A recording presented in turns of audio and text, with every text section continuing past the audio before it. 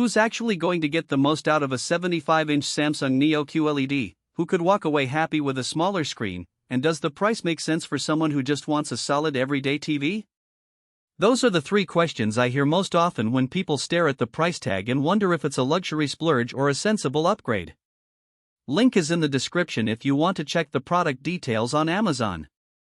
When you start thinking about a TV this size, the first thing that worries most buyers is the risk of ending up with a picture that looks great on paper but feels underwhelming in the actual living room. A 75-inch screen dominates the wall, and if the brightness, contrast, or color accuracy isn't up to the hype, you'll notice it every night you turn it on. That's why I spent a good amount of time watching the QN95C in a bright suburban living room, a dim home theater, and even a gaming session with a PS5. I wanted to see whether the promises of Neo QLED translate into something you can rely on, not just a marketing tagline. First off, the biggest draw of the QN95C is Samsung's mini LED backlight, which they call Neo. In plain terms, that means a lot more dimming zones than a conventional LED. The result is a screen that can hit impressive peak brightness enough to keep HDR highlights popping even when the sun is streaming through the windows while still pulling down the blacks in a dark scene. In my own test, watching a nature documentary at dusk, the stars stayed crisp without a glow around, and the daytime sports broadcasts stayed vivid without washing out. For anyone who spends a lot of time watching movies or sports in a well-lit room, that combination of brightness and deep blacks is a real practical advantage. Gamers will also appreciate the low input lag and the fact that the TV supports HDMI 2.1 features like 120Hz refresh at 4K, variable refresh rate, and auto low latency mode. I hooked a PS5 up and the transition from a fast-paced shooter to a cinematic cutscene was seamless, no stutter, no input lag that you could feel. If you have a next-gen console or a high-end PC, the TV actually lets you use those features without needing a separate gaming monitor. On the smart side, Samsung's Tizen OS gives you access to the big streaming apps Netflix, Disney+, Prime Video right out of the box. The interface is clean, and the remote's voice control works well enough for quick searches. I did notice that navigating through the app list can feel a bit sluggish when you jump between a few apps quickly, but for most people who settle into a few favorites, it's not a deal breaker.